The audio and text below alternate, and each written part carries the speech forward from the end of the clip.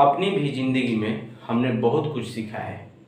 अपनी ज़िंदगी में हमने बहुत कुछ सीखा है। लोग कहते हैं दुनिया गोल है। भाई ये दुनिया गोल नहीं है, दुनिया मतलबी है। ये प्यार से नहीं चलती है, ये मतलब से चलती है।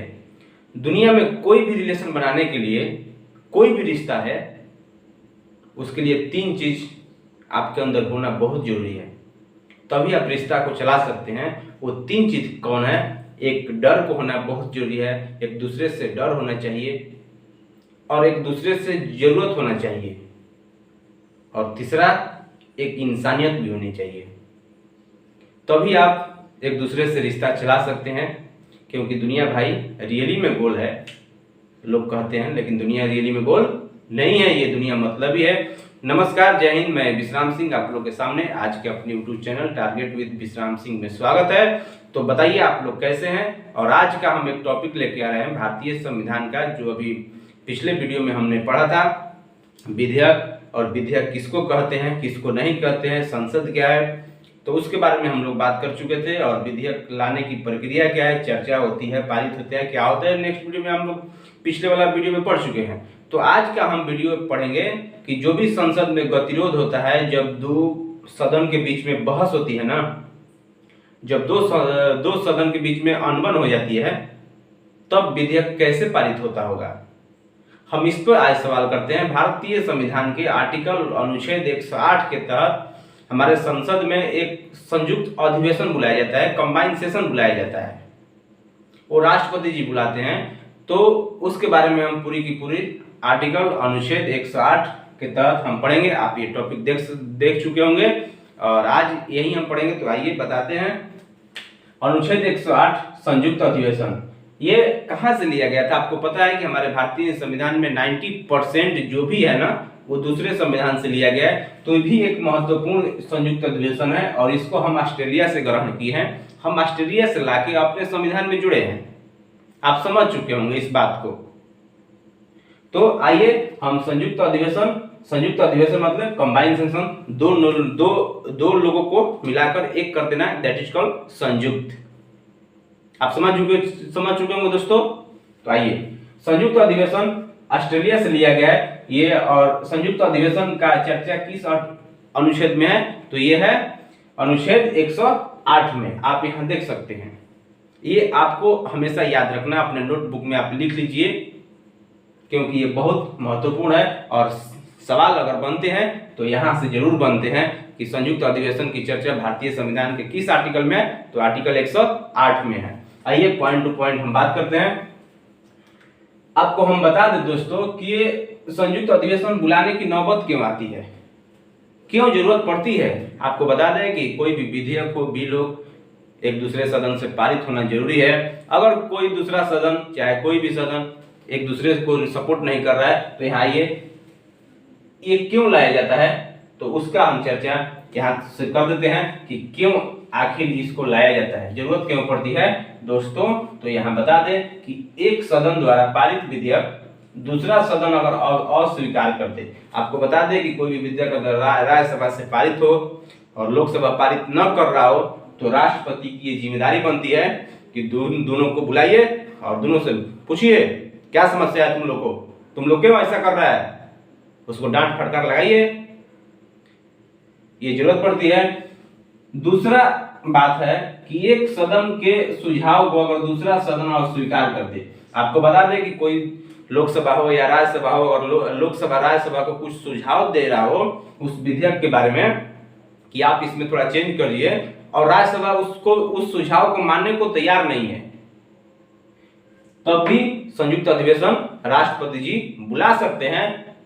और तीसरा, एक सदन द्वारा पारित विधेयक को दूसरा सदन 6 माह से अधिक अगर रोक दे तो भी बुला सकते हैं। आपको बता दें कि मैक्सिमम, अगर कोई भी सदन है, मैक्सिमम किसी विधेयक को 6 माह तक ही रोक सकता है। अगर 6 माह से ज्यादा अगर रोक रहा है तो उसकी मर्जी नहीं है पारित करने का, वो बेवकूफी कर रहा है। तो बेवकूफी कर रहा है तो उसको दवा दिलाना जरूरी है। तो राष्ट्रपति जी बुला के फटकार लगाते हैं सेंट्रल हॉल में। तो एक बात यह है कि संयुक्त अधिवेशन बुलाते कहाँ हैं,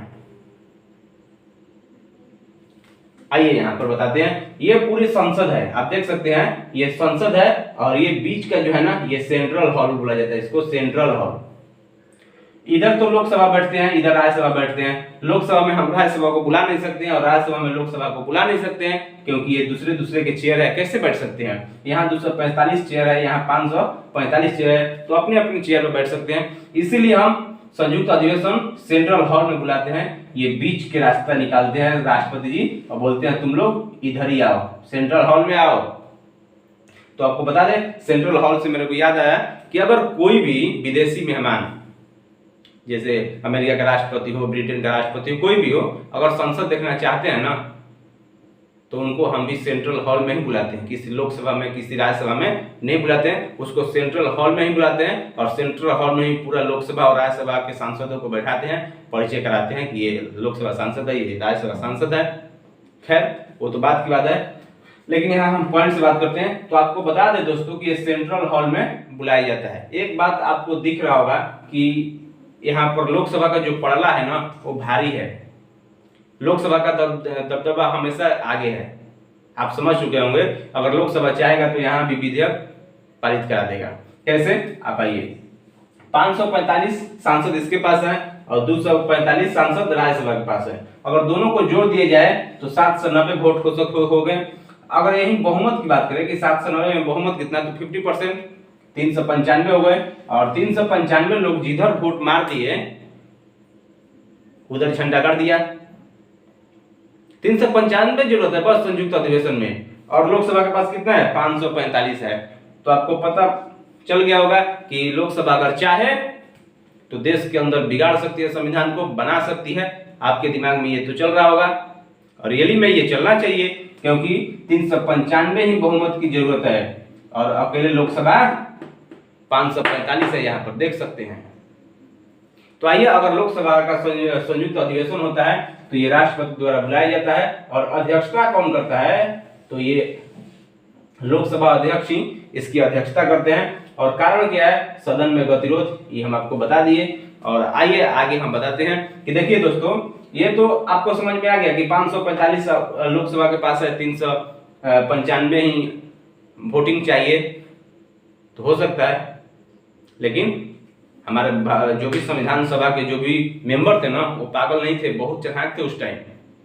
देश के अंदर कुछ भी अगर आप ही का मौलिक अधिकार को हटाना चाहे लोकसभा, तो हटा सकता है, क्योंकि उसके पास बहुमत है। संयुक्त अधिवेशन में आओ भाई, राज्यसभा नहीं पारित करेगा तो संयुक्त अधिवेशन में आओ और सीधा हम वोटिंग करेंगे और सीधा मौलिक अधिकार ही गायब कर देंगे। क्या समझे? तो कुछ ऐसे भी पॉइंट संविधान सभा में डाल दिया गया, हमारे संविधान सभा के जो भी मेंबर थे उस टाइम, कि नहीं आप कुछ भी चेंज कीजिए, लेकिन आप 2-3 चीज चेंज नहीं कर सकते हैं। एक तो संविधान संशोधन में संयुक्त अधिवेशन बुलाने की व्यवस्था नहीं है। आइए यहाँ पर हम दिखाते हैं, नोट में मैं लिख दिया हूं कि कहां पर संयुक्त अधिवेशन नहीं बुलाया जा सकता है। देखिए, एक धन विधेयक, धन विधेयक को आप संयुक्त अधिवेशन नहीं बुला सकते हैं। सोच लीजिए, आपको दोनों सदनों से पारित कराना एकदम जरूरी है। आज दोनों सदनों से पारित होता है तभी धन विधेयक पारित माना जाएगा। देखिए यहाँ पर संयुक्त अधिवेशन यहाँ बुलाना जरूरी नहीं है। ऐसे भी बता दें कि धन विधेयक लोकसभा का ही है, लोकसभा में आता है। और दूसरा, संविधान संशोधन पर नहीं संयुक्त अधिवेशन बुला सकते। ये बहुत बड़ा पॉइंट है कि संविधान संशोधन पर संयुक्त अधिवेशन नहीं बुला सकते हैं, क्योंकि अगर ऐसा होता तो यहाँ पर लोकसभा बहुमत के साथ संविधान को चेंज कर देता है, लेकिन नहीं है। संविधान संशोधन को आपको दोनों सदनों से पारित होना जरूरी है। अब कुछ ऐसे भी है कि जिसको विशेष बहुमत से पारित कराना पड़ता है, आधे राज्यों का और बहुमत सहमति भी चाहिए, तो आप समझ चुके होंगे। और तीसरा, महाभियोग, महाभियोग के लिए भी आप संयुक्त अधिवेशन नहीं बुला सकते हैं। जैसे राष्ट्रपति को हटाना है,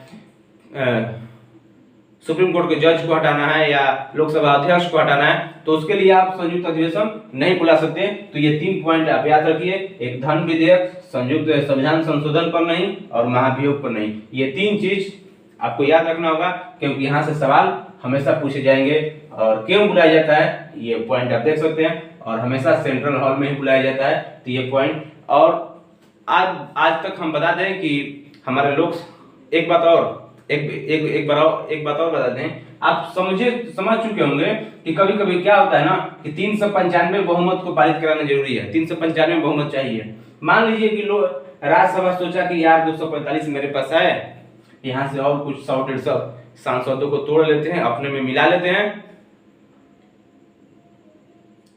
तो ऐसे भी हो सकता है ना जी, जरूर सोचे हैं ऐसे हो सकता है। लेकिन अगर मैच ड्रा हो रहा है, 50-50 अगर वोटिंग हो रहा है, तो इसमें एक रामबाण लोकसभा अध्यक्ष के पास होता है। अगर दोनों का वोटिंग बराबर हो गया तो लोकसभा अध्यक्ष निर्णायक बहुमत डालता है। वो जिधर वोट डाल दिया उधर का पार्टी जीत गई और वो पारित कर दिया। तो आपको पता होगा कि लोकसभा का अध्यक्ष लोकसभा का ही कोई व्यक्ति होता है, तो राज्यसभा में क्यों डालेगा, वो लोकसभा में ही डालेगा ना। तो लोकसभा का अध्यक्ष का जो है बहुमत हमेशा निर्णायक होता है, और इस बात को आप समझ चुके होंगे। और बात करते हैं कि अब तक भारत में कितने बार संयुक्त अधिवेशन बुलाया जा सकता है। तो दोस्तों बता दें कि 4 बार भारत में लोकसभा संयुक्त अधिवेशन को बुलाया गया है, और कब कब और किस में आपको हम यहाँ बता देते हैं। देख लीजिए कहाँ पर दहेज उन्मूलन में बुलाया गया है, दहेज उन्मूलन 1961 में एक, और दूसरा आप देख सकते हैं बैंकिंग सुधार हुआ था,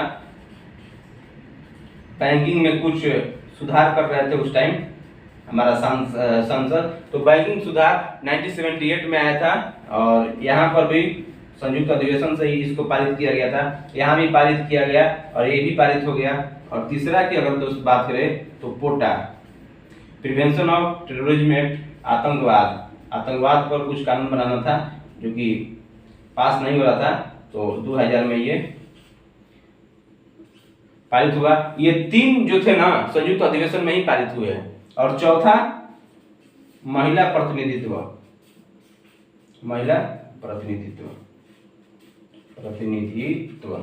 ये तो संयुक्त अधिवेशन इसको बुलाया गया था, लेकिन ये पारित नहीं हो सका था, ये पारित नहीं हुआ था संयुक्त अधिवेशन में। तो हम दोस्तों बता दें कि ये 4 संयुक्त अधिवेशन बुलाया गया था, जिसमें 3 पारित हो गया था, 1 पारित नहीं हुआ था। तो ये आप देख सकते हैं, यहाँ से भी सवाल आपको बन सकते हैं। और ये तीनों में एकमात्र अटल बिहारी वाजपेयी थे जो शामिल हुए थे, अटल बिहारी वाजपेयी, देख लीजिए। यहाँ पर आपको बताना है कि 1961 में, 1971 में और 2000 में कौन कौन राष्ट्रपति है। कमेंट बॉक्स में आप बताइएगा कि किस राष्ट्रपति के शासनकाल में ये संयुक्त अधिवेशन बुलाया गया था। 3 बार, 4 बार बुलाया गया था, लेकिन 3 बार पारित हुआ था।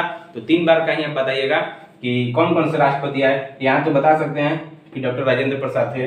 बैंकिंग सुधार 1978 में कौन राष्ट्रपति थे, पोटा एक्ट में कौन थे, प्रिवेंशन ऑफ टेररिज्म एक्ट, तो आप देख सकते हैं। और अनुच्छेद 61 के तहत संयुक्त अधिवेशन की ये पूरे की पूरे ब्यौरा आप लोग के सामने है। और संयुक्त अधिवेशन पर इतनी चर्चा आपके एग्जाम के लिए महत्वपूर्ण है, क्योंकि एग्जाम में ये सब पॉइंट लिखने लायक है। अगर मत बराबर हो तो लोकसभा अध्यक्ष अपना मत दे देता है।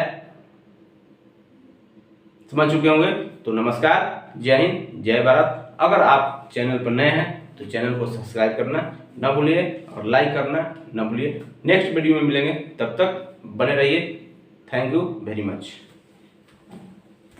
दोस्तों मैं विश्राम सिंह, अगर आपको ये वीडियो अच्छा लगे, पसंद आए तो सब्सक्राइब कीजिए, लाइक कीजिए और बेल आइकन को दबाइए, और आगे सब्सक्राइब करते रहिए, शेयर करते रहिए, अपने दोस्तों के पास पहुंचाइए ताकि हर